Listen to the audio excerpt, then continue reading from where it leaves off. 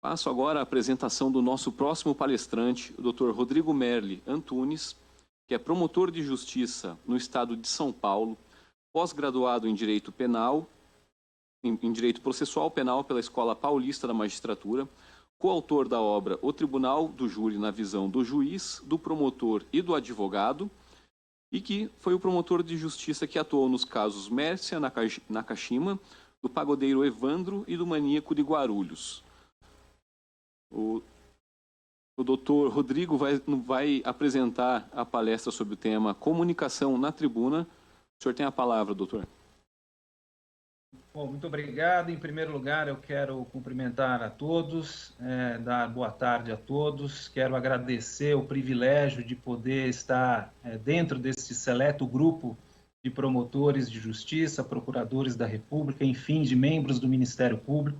Quero fazer um agradecimento em especial ao meu amigo, ao meu colega, ao meu irmão, Dani Salles Silva, porque eu tenho certeza que o meu nome só foi lembrado para estar nesse evento por conta do Dani. Então, fico aqui registrado de público o meu agradecimento em especial a ele. Quero cumprimentar também rapidamente o Conselho Nacional do Ministério Público por conta da realização desse evento. Dirijo o meu cumprimento em especial na pessoa da conselheira, a doutora Fernanda Marinella. Na pessoa da doutora Fernanda, eu cumprimento todos os demais e parabenizo todos os demais que, de alguma forma, também concorreram com a realização desse evento. Eu fico muito feliz que o júri esteja sendo reconduzido para um lugar de onde ele nunca deveria ter saído. Não sei o que os colegas pensam em outros estados da federação, mas digo por mim, aqui em São Paulo, infelizmente, nos últimos anos, percebi que o júri, de certa forma, foi colocado por algumas vezes em segundo plano. Então, é muito gratificante ver que o Conselho Nacional do Ministério Público tem resgatado o Tribunal do Júri para a vitrine do Ministério Público, porque, como o César Danilo disse ontem, o direito à vida é o direito mais importante do ser humano. Não há que se falar, obviamente, na defesa de qualquer outro direito, de qualquer outra prerrogativa, se antes nós não cuidarmos do direito à vida. Eu aliás, iria mais além do que o César colocou. O direito à vida ele não é o direito mais importante. Ele simplesmente é a fonte de todos os demais direitos e, por isso, precisa estar num local de destaque dentro do Ministério Público, coisa que, infelizmente, em alguns estados, nós acabamos não vendo nos últimos anos. Bom, como já dito, o meu tema é sobre comunicação na tribuna. A minha preocupação aqui é passar algo bem prático para os colegas, né? É óbvio que o tema é extremamente vasto, extremamente amplo. Por óbvio, eu não vou conseguir esgotar esse tema. Provavelmente eu não vou conseguir falar nem 5% do que caberia. Não vou falar nem 1%, creio eu, sobre esse tema, essa temática. Mas é fato que o propósito nem é esse, de esgotar o tema. Na verdade, o meu propósito é aguçar o interesse dos colegas para que percebam e depois se aprofundem no estudo do tema, porque, infelizmente, muitos colegas ainda deixam essa questão da comunicação como algo em segundo plano. Como eu não vou esgotar o tema, até por absoluta impossibilidade, né? Eu gostaria desde já, porque senão no final eu vou me esquecer, eu gostaria desde já de recomendar para aqueles que se interessarem pela temática e quiserem se aprofundar um pouco mais, eu vou sugerir a leitura, ou pelo menos que se inscrevam em alguns cursos, especialmente de colegas nossos, membros do Ministério Público, que tratam deste tema de comunicação, principalmente a comunicação não verbal, que é o que eu vou desenvolver daqui a pouco. E esses colegas são, primeiramente, por óbvio, não poderia deixar de mencionar, o nosso próprio colega que está aí no Conselho Nacional do Ministério Público, o próprio Dani Salles. Ele tem não só um, mas 2 livros sobre esta temática. O primeiro livro é o Persuasão na Tribuna, um livro excelente que eu recomendo a todos os que atuam no Tribunal do Júri. Mas digo e aproveito já publicamente, inclusive para dizer para o próprio Dani, que o segundo livro dele, que ele está lançando, creio eu, nesses dias, né, chamado Júri o Tribuno, esse é muito melhor do que o primeiro.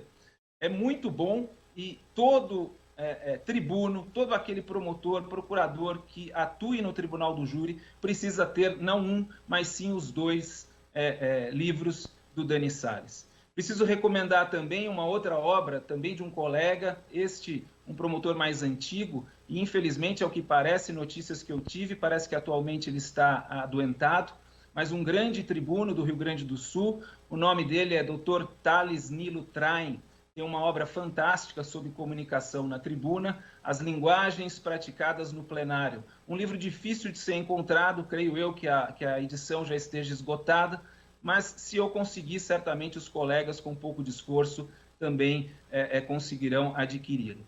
E uma terceira pessoa que eu não posso deixar de mencionar, porque também é um excelente promotor de justiça do júri e que também entende muito dessa matéria, é o também gaúcho, nosso colega Eugênio Paes Amorim.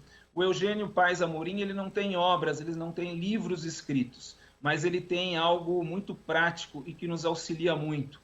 Ele possui não um, mas 2 cursos, né? Videoaulas, cursos online em plataformas digitais, onde nós podemos aprender não só a como atuar no júri, esse é um dos cursos dele, e como também ele tem um segundo curso que trata, esse sim, especificamente de oratória e comunicação na tribuna. Então é só entrar aí nas plataformas, nas redes sociais, Eugênio Amorim, Dani Salles, Thales Nilo Traem, com certeza os colegas estarão muito bem abastecidos e poderão complementar o pouco que eu irei dizer a partir de agora.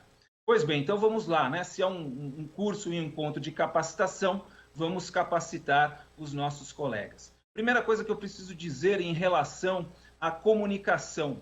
Comunicação na tribuna, ao contrário do que muitos possam pensar, a comunicação verbal, ou seja, aquilo que nós falamos, nossas palavras, ao contrário do que se pensa e do que se diz, possui um impacto muito menor do que a nossa comunicação não verbal. Qualquer livro, inclusive esses que eu acabei de comentar, ou o próprio curso do Amorim, a primeira coisa, nas primeiras páginas, nas primeiras aulas que nós vamos aprender é o seguinte, e temos que aprender: o impacto da comunicação verbal, ele representa apenas e tão somente 7% do impacto de toda a nossa comunicação. Os outros 93% de impacto são decorrentes da nossa comunicação não verbal. E o que se entende por comunicação não verbal? Nós podemos subdividir esses 93% de comunicação não verbal em 38% relacionados a tom de voz, volume de voz e ritmo da nossa voz. E os outros 55% para formar esses 93% dizem respeito aos nossos gestos, à nossa postura e também às nossas expressões faciais. Então, deste dado, né, e deste percentual, destes percentuais, que aliás é famosa a formulazinha, né, 7, 38, 55, representa exatamente isso. 7% comunicação verbal, 38% tom, volume e ritmo de voz, e 55% gestos, postura e expressão facial. A partir desta regrinha e dessa estatística, 2 conclusões básicas. Primeira, temos muito, como promotores do júri, que nos preocupar muito e até mais com a comunicação não verbal do que propriamente com aquilo que nós falamos. Segunda conclusão, e essa eu preciso chamar a atenção de todos os colegas. Antes do jurado, no nosso caso específico, mas isso vale para qualquer exposição, qualquer palestra, para qualquer comunicação.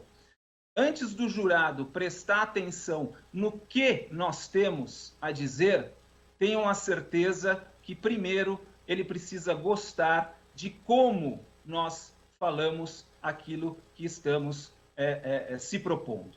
Então, isso tem muito a ver com o chamado filtro, vamos dizer assim, o jurado, para nós chegarmos a que ele nos ouça, ele precisa primeiro confiar na gente e depois ele precisa gostar, principalmente, do modo como falamos. Só aí ele vai dizer para si mesmo: tá aí, confio nesse cara, gosto dessa promotora ou deste promotor, portanto eu estou agora apto a ouvi-lo.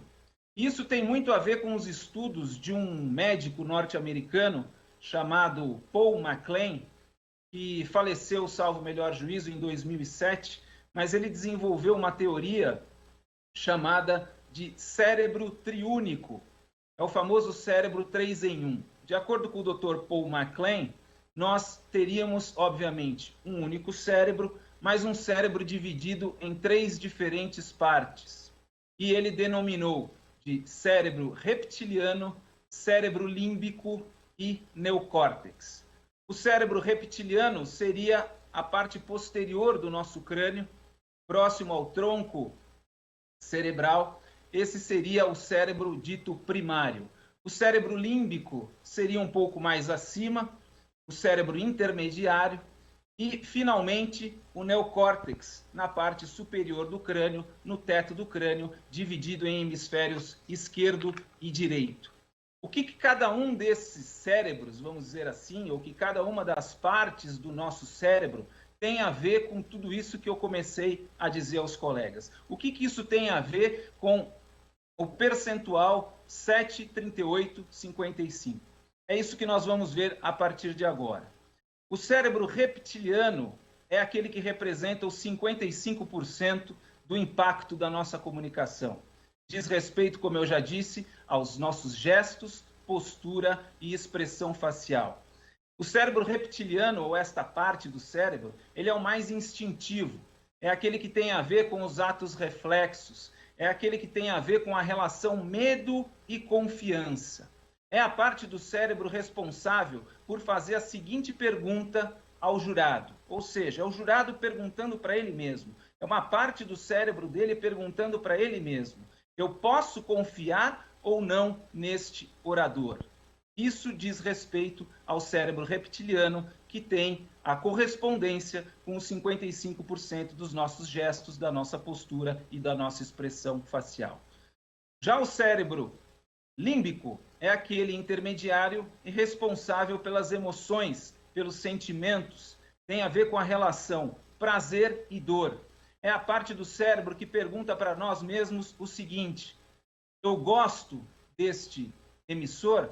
Eu gosto deste orador? Eu gosto deste promotor ou desta promotora de justiça? E isso está intimamente relacionado com o nosso tom de voz, volume de voz e ritmo de voz. Se nós formos aprovados nesses 2 filtros iniciais, se o jurado abrir as portas do cérebro dele, as 2 iniciais portas, aí sim nós vamos chegar na terceira parte do nosso cérebro, do cérebro do jurado, que é o neocórtex. E aí sim ele vai desenvolver um raciocínio mais lógico, formal, junto com você, promotor, junto com você, promotora de justiça. Bom, aí todos devem estar se perguntando, né? Então, o que nós temos que fazer para sermos aprovados, tanto pelo cérebro reptiliano como pelo cérebro límbico? O que nós precisamos fazer para que o jurado confie na gente e para que ele goste da gente, para só depois passar a ouvir o que nós temos a dizer? Então vamos lá, vamos por etapas. Eu selecionei aqui algumas posturas, alguns gestos e algumas expressões recomendáveis para que o jurado olhe para a gente e diga o seguinte: tá aí, gostei, confiei, portanto vou ouvi-lo. No que diz respeito à confiança do jurado, para nós adquirirmos a confiança do jurado, os 55% de impacto. Primeira coisa, aparência, vestuário. Muita gente pode achar que isso é um tanto quanto preconceituoso. Quem quiser achar, continue achando e vai ter mais dificuldade nos seus plenários. Mas isso é básico, tem em todo e qualquer livro de comunicação, em todo e qualquer curso. O primeiro impacto, lembrem-se que o cérebro reptiliano é o do primeiro impacto, é o ato reflexo. Se o promotor de justiça, homem, chega no plenário todo desalinhado, com o cabelo todo esvoaçado, com a manga da camisa arregaçada, com o último botão da camisa aberto e o nó da gravata aqui embaixo, é quase certeza que o jurado vai olhar e vai se perguntar: mas esse aí é o promotor de justiça? Será que eu devo confiar nesse cidadão? E a promotora de justiça, então, que chega no plenário também toda desalinhada, descabelada, ou com um decote indecente, ou com uma micro saia que mais parece um cinto do que uma saia, certamente o jurado, e principalmente a jurada, vai olhar para a promotora de justiça e vai dizer, mas quem que é esta mulher aí? É esta daí que é a promotora de justiça? O cérebro reptiliano vai dizer para ela, não, não confie.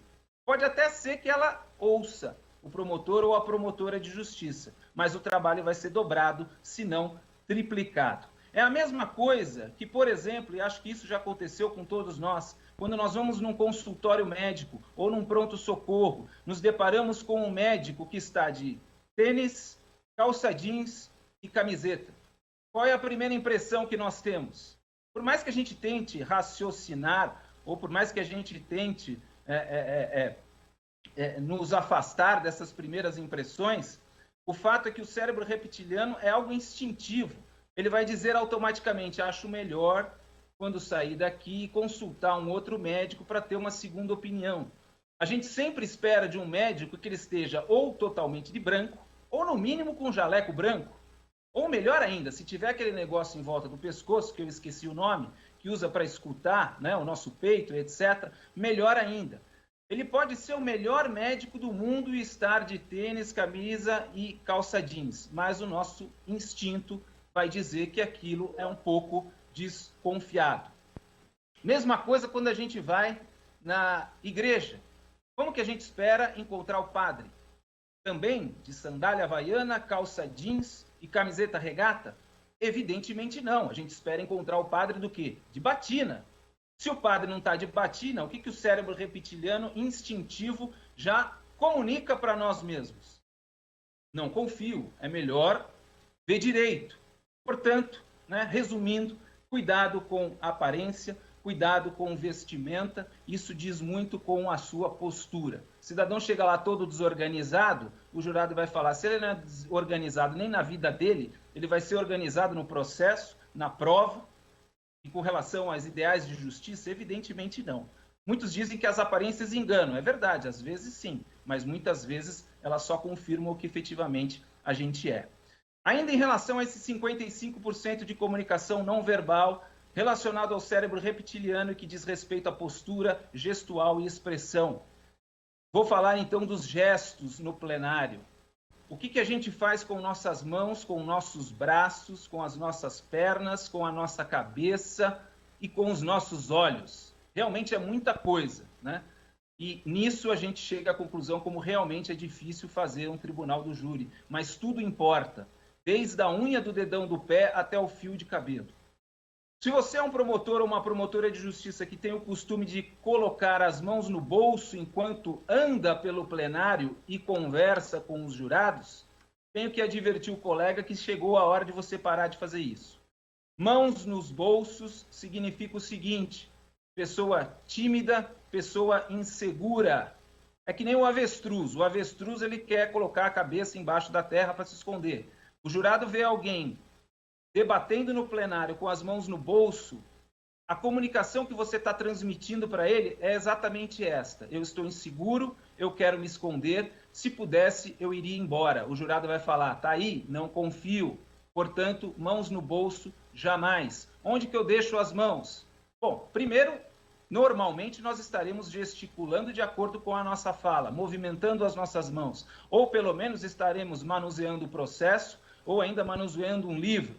Mas quando você não estiver fazendo nada com as suas mãos, mãos ao longo do corpo, de preferência espalmadas, mostrando as palmas das mãos para os jurados. Isso significa que você está ali na frente deles, de peito aberto, de mão aberta, desarmado, se entregando, sendo natural, sendo até de certa forma um tanto quanto subserviente a ele. O jurado vai olhar para esse gesto e vai falar, tá aí, posso confiar, ele não se esconde. Braços. Aliás, antes de eu falar dos braços, ainda preciso fazer uma advertência com relação às mãos. Se você tem o costume de colocar o dedo em riste no rosto do jurado, a partir de hoje, pare.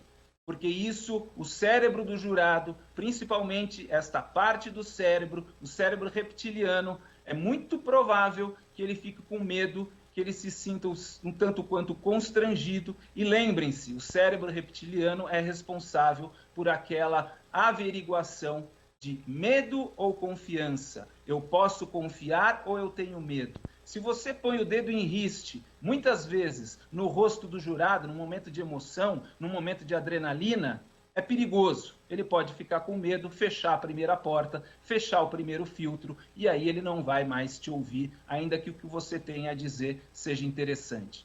Quer colocar a mão ou o dedo em riste no rosto de alguém? Sugiro que coloque no rosto do acusado.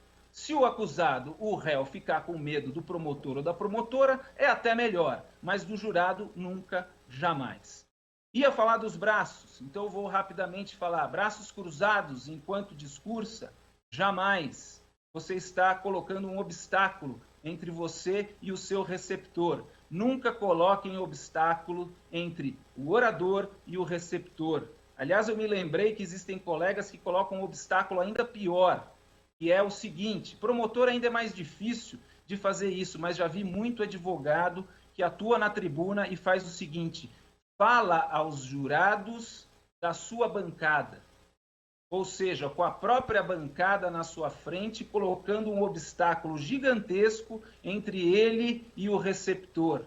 Jamais faça isso. Promotor de justiça tem que sair da bancada, explanar de pé o mais próximo possível do jurado. Se você põe um obstáculo entre você e o jurado, ele vai perceber que você não quer manter uma relação íntima com ele, você não quer aproximação, e se você não quer aproximação, ele também não vai querer. Portanto, nunca braços cruzados.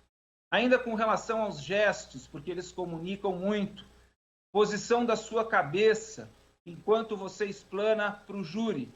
Nunca cabeça para cima, nariz empinado. Evidentemente, você está comunicando para o jurado o quê? Você é uma pessoa prepotente, arrogante. Da mesma forma, o contrário também é pouco recomendável.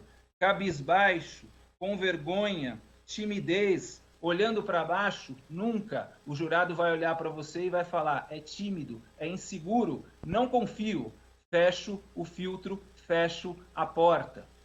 Como que temos que fazer, então? Evidentemente, sempre olhando para o jurado. Posição de equilíbrio, nem para cima, nem para baixo, olho no olho do jurado. E já que falei de olhos, vou dizer da posição dos olhos. Encare o jurado. Obviamente que não vá ficar o tempo todo olhando no olho de um jurado e de um jurado específico. Até porque este jurado específico vai se sentir constrangido e você, por outro lado, vai estar desprestigiando os outros membros do conselho de sentença. Então, os olhos precisam ficar na direção do rosto dos jurados, mas você vai alternando o seu olhar exatamente para não constranger um e desprestigiar os outros. É isso que nós precisamos fazer em relação aos olhos. Com relação às pernas, aqui bem rapidamente, porque evidentemente aqui acho que é mais fácil, né? Pernas não muito abertas, sinal de desleixo. Sabe aquelas pessoas que abrem as pernas, põem a mão na cintura, como se tivesse, sei lá, num jogo de futebol ou num boteco tomando cerveja? Jamais, né? Então, pernas muito abertas, mão na cintura, postura de desprezo ou de desleixo? Jamais. Mas também, por outro lado, pernas fixas, muito juntas, evidentemente também não, até porque vai lhe faltar equilíbrio, você pode até cair. Procure, na verdade, caminhar pelo plenário de vez em quando. Caminhar lentamente pelo plenário transmite uma comunicação para o conselho de sentença de que você domina a situação, de que você está tranquilo. Então, vez ou outra, caminhe para o jurado e, principalmente, quando caminhar, observe para ver se o jurado lhe acompanha com os olhos. Se ele acompanhar você, promotor, você, promotora, com os olhos, significa que ele está conectado. Então, você está indo bem. Se ele não te acompanhar, você precisa de algum recurso, mas você já vai saber que ele não está ligado em você. Caminhe um pouco pelo plenário, mas, como eu disse, um pouco. Não vá fazer também que nem um macaco dentro da jaula, que fica de um lado para o outro o tempo todo. Obviamente, o jurado não vai confiar, não vai gostar e não vai prestar atenção no seu discurso. Essas são as regrinhas básicas e relacionadas aos gestos, postura e expressão facial. Portanto, liquidamos esse 55% de impacto de comunicação não verbal. Vamos para o segundo filtro, o segundo passo, que diz respeito, como eu disse no início, ao cérebro límbico, aquele relacionado às emoções, ao sentimento, e que tem relação com o tom de voz, o volume de voz e o ritmo da sua voz. O que a gente tem que fazer para o jurado responder a si mesmo? Gosto do modo como ele fala. Bom, primeira coisa, se você tem um tom de voz mais grave, você sai um pouco na frente. Mas isso não significa certeza absoluta de sucesso. Se você tem um tom de voz mais agudo, você precisa se preocupar um pouco mais. Mas não se desespere, porque também não é conclusão certa de fracasso. Se você tem um tom de voz mais grave, você deve falar num volume mais alto. Se você tem um tom grave e fala baixo, você vai fazer todo o conselho de sentença dormir. Você vai resolver todo e qualquer problema de insônia do jurado. Portanto, tom grave, volume mais alto. E quando você falar mais alto, você expande o seu corpo e você dá alguns passos para trás, exatamente para não incomodar o jurado, porque senão ele vai falar, não gosto desse sujeito, ele grita muito. Então, tom grave, volume mais alto, expande o corpo e se afasta um pouco da bancada do júri. Se você tem um volume, se você tem um tom de voz mais agudo, aí é exatamente o contrário. Tom de voz mais agudo, você precisa falar mais baixo e precisa se aproximar do jurado. Fazendo isso, você vai agradar, até porque se você tiver um tom de voz agudo e gritar, você vai quebrar todos os vidros do plenário. Portanto, tom mais agudo, volume mais baixo, se aproxima e curva o seu corpo. Ritmo da voz também é importante. Estudos demonstram que é melhor ter um ritmo de voz mais acelerado do que um ritmo de voz muito lento. Um ritmo de voz mais acelerado significa que você domina mais aquele assunto, que você é mais ágil, que você é mais perspicaz. Por isso, o jurado vai gostar mais de um ritmo mais acelerado. Se você fala muito lentamente, a impressão e a comunicação que você está passando é de que você não tem domínio sobre o tema, que você é tímido, que você é inseguro e, portanto, precisa de muito tempo para formular uma determinada frase, uma determinada expressão. Claro que isso precisa ser oscilado a todo tempo.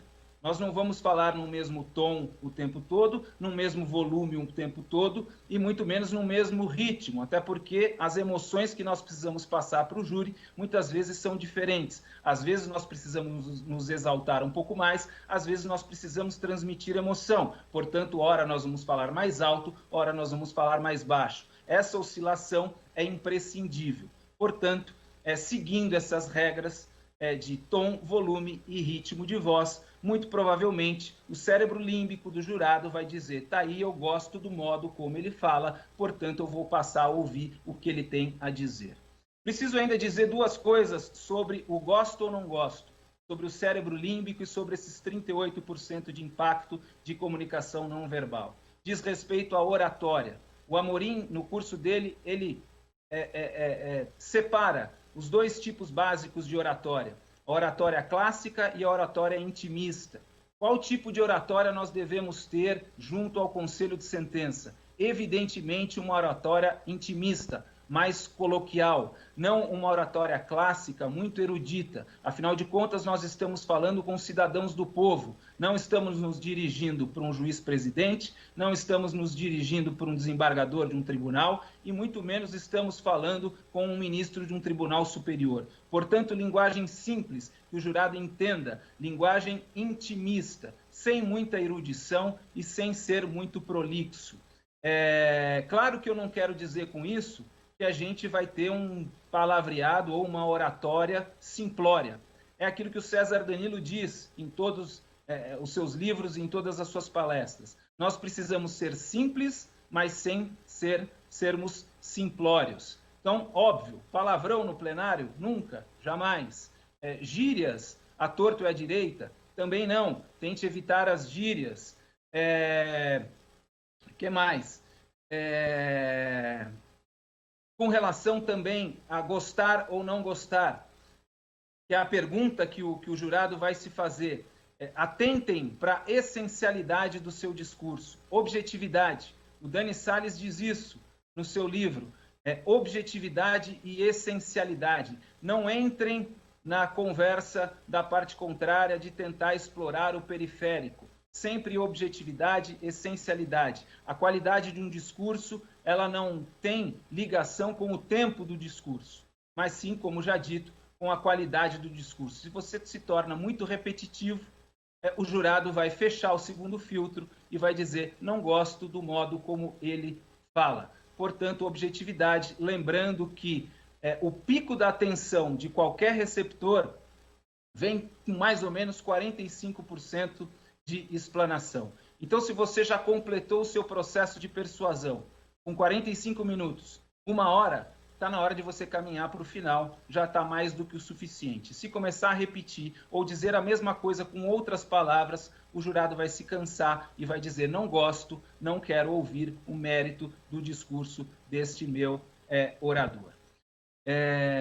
Vencendo, portanto, essa segunda etapa, muito provavelmente nós teremos êxito, então, na comunicação não verbal, e aí sim o jurado vai estar disposto a ouvir efetivamente o que temos a dizer. E aí sim é chegada a hora de demonstrar conhecimento técnico, conhecimento jurídico, conhecimento dos fatos relatados e apurados no processo. É hora de discorrer sobre as provas do processo, aquele raciocínio lógico formal que, muito embora impacte em apenas 7% de toda a comunicação, é óbvio que nós temos o interesse de nos sairmos bem também nesses 7%. Então é nessa hora que nós vamos falar com o jurado, raciocinar de uma forma mais lógica e formal.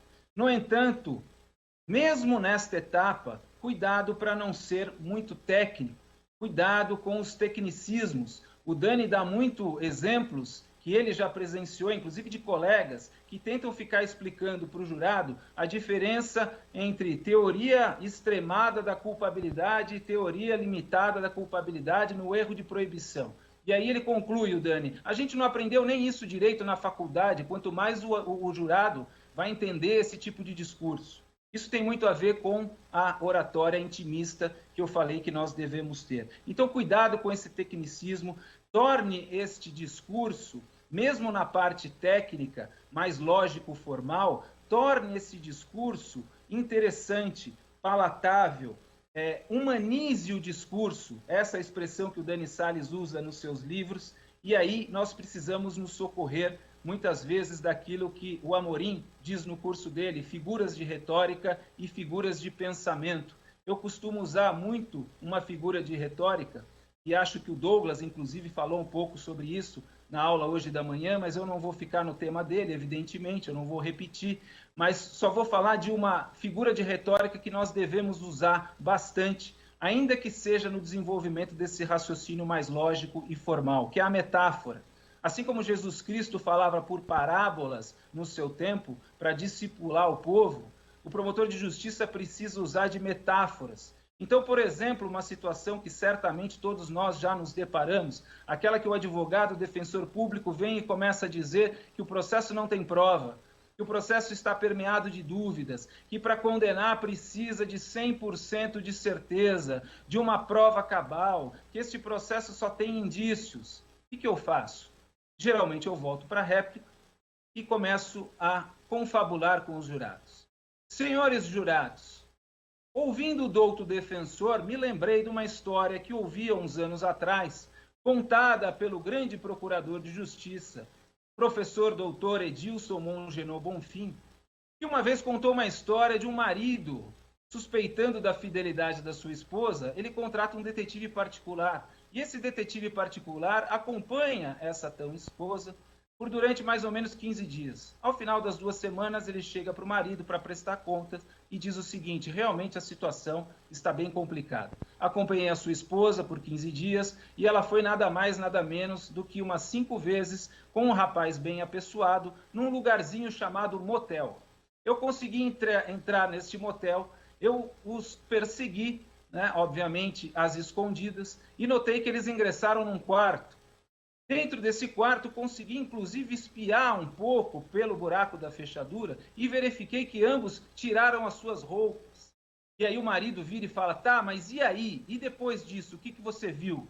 Aí o detetive diz, bom, a partir desse momento eu não vi mais nada, porque uma peça de roupa íntima foi colocada na maçaneta da porta e tapou a minha visão e a partir daí eu não vi mais nada. E aí vira o marido e diz, pois é esta dúvida que me mata. Você conta esta metáfora, essa história para o jurado e faz a ligação imediata com o doutor defensor. Senhores jurados, é esta dúvida aí que o doutor diz que tem no processo. A mesma dúvida que ele tem é esta dúvida aqui da história, da metáfora que eu acabei de contar para vossas excelências. Será que existe alguma dúvida na história que eu contei?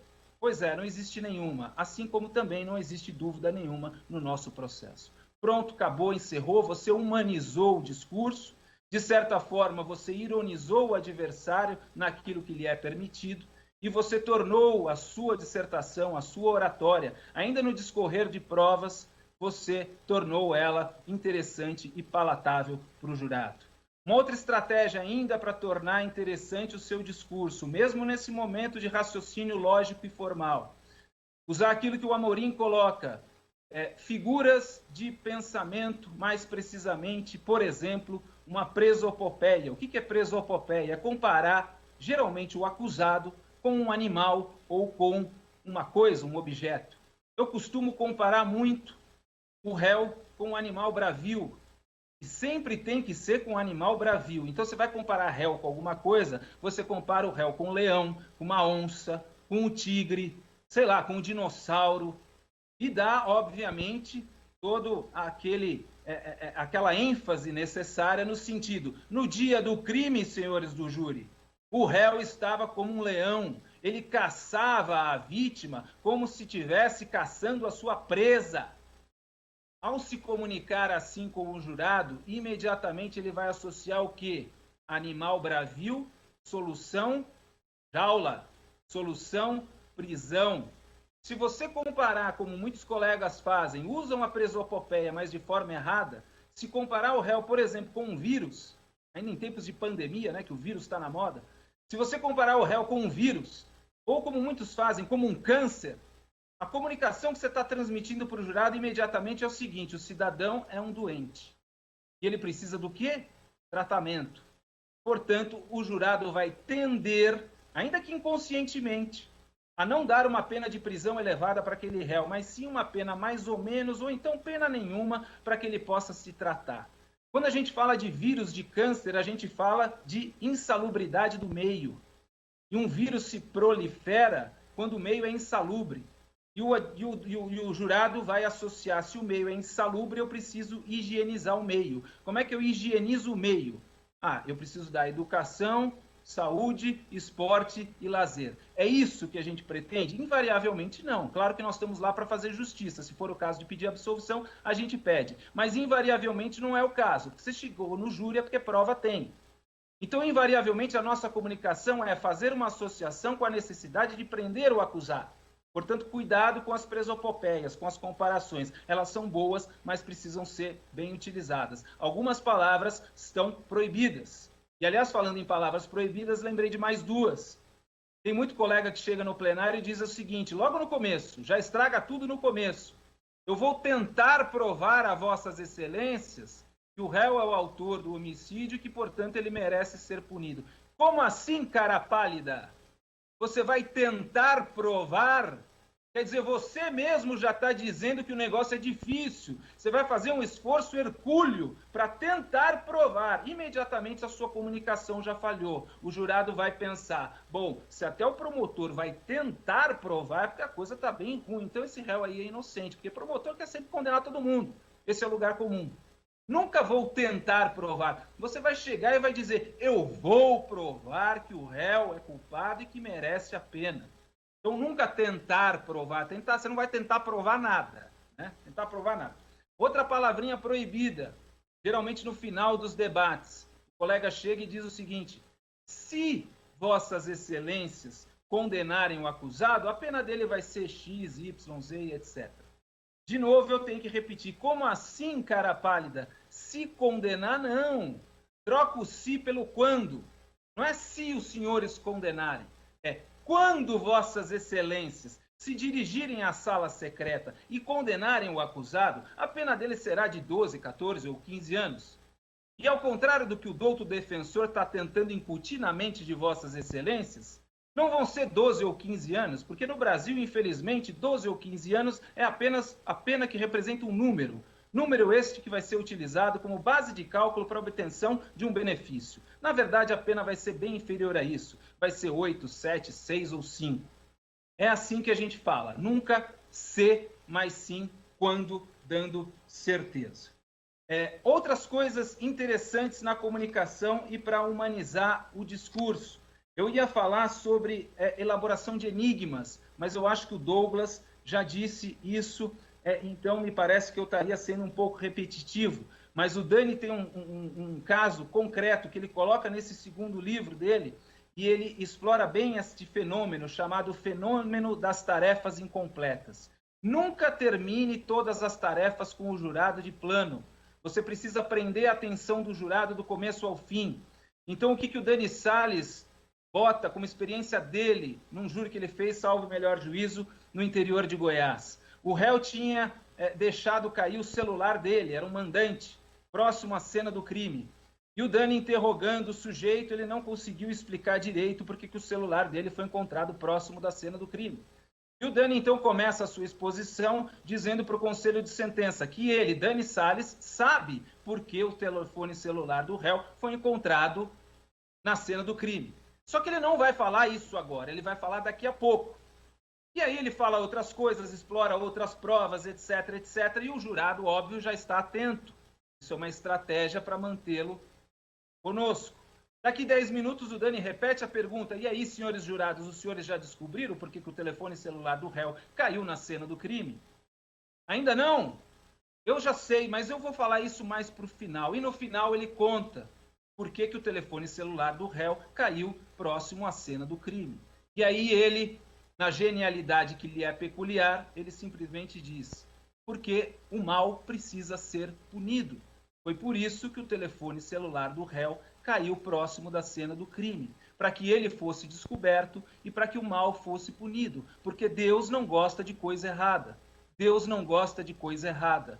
Deus não gosta de coisa errada. Falou isso 3 vezes. E ele olhou para o conselho de sentença. Nesse momento, os 7 jurados estavam esboçando um sorriso na boca, e um deles, inclusive, repetia em voz bem baixinha: Deus não gosta de coisa errada. O Dani leu os lábios desse jurado e viu que todos eles estavam com ele. Portanto, não encerrem as tarefas imediatamente. Guarde uma prova boa, guarde algo que você considere relevante e vá aguçando o interesse do jurado e só revele no final. Fenômeno das tarefas incompletas. Sei que meu tempo já está esgotado, eu vou caminhar para o final. Eu só preciso falar rapidamente sobre um pouco de programação neurolinguística, e muitos devem saber que os nossos sentidos, na verdade, são 5, né? Visão, audição, tato, paladar e olfato. Mas em termos de filtros receptores, nós somos classificados como pessoas eminentemente visuais, auditivas ou sinestésicas. Óbvio que no júri a gente não vai saber qual o tipo de cada jurado. Não dá para a gente entregar um formulário na entrada do júri para o jurado preencher ali e a gente detectar se ele é mais visual, mais auditivo ou mais sinestésico. Então a gente precisa trabalhar como se a gente tivesse os 3 tipos de receptores no nosso conselho de sentença. Então nós temos que fazer 3 abordagens diferentes para aguçar o interesse, tanto do visual, como do auditivo, como do sinestésico. Como é que a gente faz isso? Para atingir o visual, você precisa exibir as coisas para o jurado ver, e precisa usar os verbos corretos, que vão ser sempre estes: vejam, olhem, e aí dá a fotografia, dá o laudo pericial, exibe a imagem, eventualmente, que tenha sido gravada, ainda que seja antes ou depois do crime, mas o visual quer ver, e use os verbos apropriados. Vejam, senhores do júri, olhem, senhores do conselho de sentença, vejam a reação do réu quando eu exploro esta prova. Isto é conduta e postura de quem se diz inocente? O verbo é imprescindível. Como é que eu atinjo o auditivo? Aí você troca o verbo. Ouçam, senhores jurados, escutem o que aquela testemunha disse. Ouçam o áudio que ela deixou para o seu irmão, para a sua irmã, antes de morrer, dizendo que o réu a ameaçava de morte. O verbo apropriado faz o auditivo colar em você. E o sinestésico, básico, leve os instrumentos do crime e os objetos apreendidos para o plenário. Sempre peça isso no 422 do CPP. Manuseie os instrumentos do crime. E mais do que isso, para atingir o sinestésico, coloque os instrumentos e os objetos apreendidos nas mãos do jurado. E aí, reveja o verbo e diga: sintam, senhores do conselho de sentença, sintam este pedaço de pau, sintam esta barra de ferro, sintam a força que é necessária fazer para se puxar esse gatilho e depois o réu vem aqui dizer que a arma disparou acidentalmente? Sintam o peso dessa barra de ferro e depois o réu vem aqui dizer que em nenhum momento teve vontade de matar a vítima? Ou pode até melhorar e dizer: sintam a dor, a aflição, a tristeza dessa mãe, desse pai sentado aqui nas primeiras fileiras da assistência. Nunca mais eles sentirão, olha o verbo, sentirão o rosto do seu filho e da sua filha se debruçando no seu peito. Nunca mais eles sentirão, olha o verbo, os fios de cabelo do seu filho e da sua filha por entre os seus dedos, quando eles colocavam o filho e a filha para dormir. Você vai estar atingindo todos os canais receptores, seja dos visuais, seja dos auditivos, seja dos sinestésicos. Feito isso, só falta encerrar com a chave de ouro. Só falta terminar com a última cereja do bolo.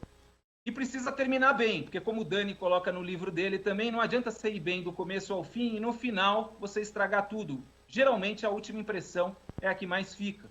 E ele até faz a comparação. Não adianta nada uma tigela cheia de cerejas se tiver uma única barata ali dentro. De nada adianta um casamento bem sucedido durante 10, 15 ou 20 anos se no último ano o marido trai a esposa ou a esposa trai o marido. Tudo aquilo que eles viveram bem durante décadas vai ser esquecido e o que vai ficar é a traição. Portanto, você precisa fechar com chave de ouro. Como é que eu costumo fechar os meus plenários? Com uma peroração simples, rápida, mas incisiva e que chame o jurado à responsabilidade.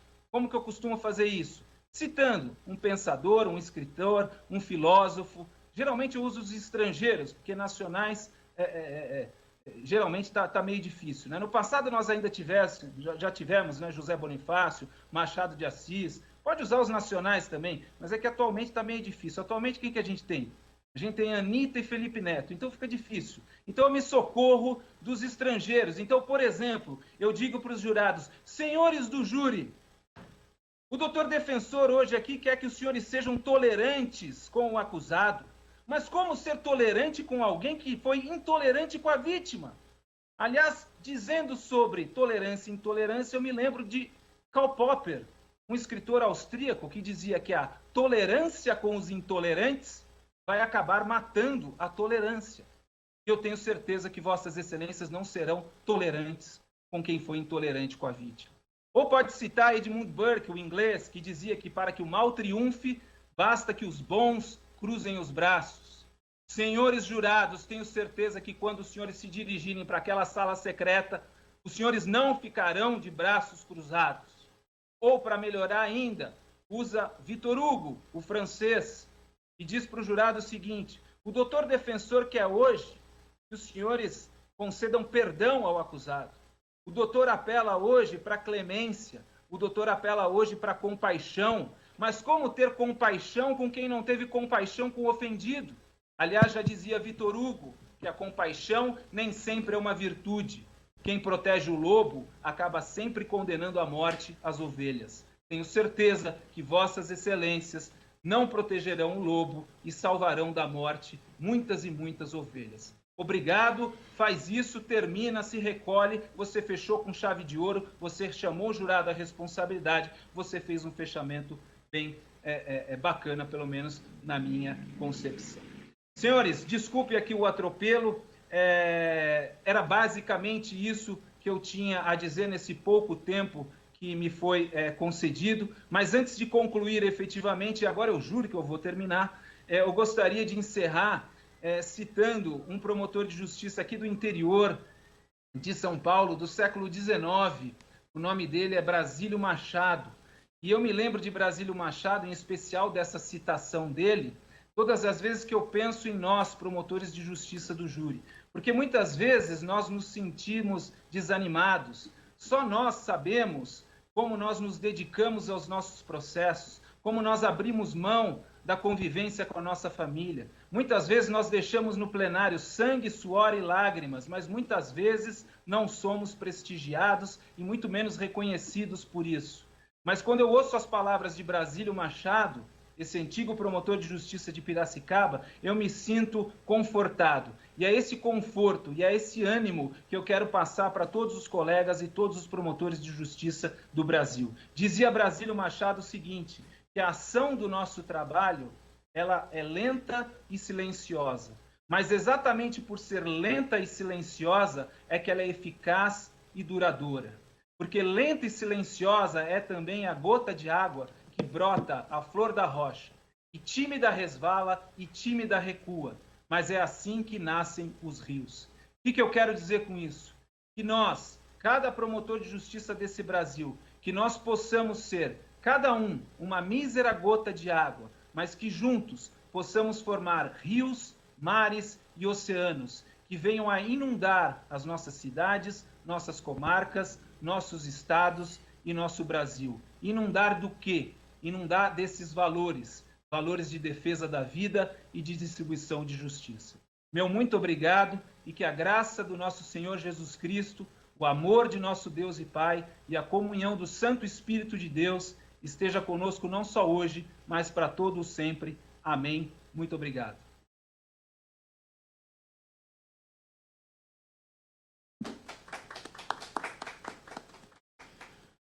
Doutor Rodrigo, parabenizo pela brilhante explanação que o senhor teve, excelente tema da comunicação que mostra a todos nós, membros do Ministério Público, que não basta somente o conhecimento jurídico, o conhecimento técnico, para que estejamos aptos a enfrentar a tribuna do Tribunal do Júri.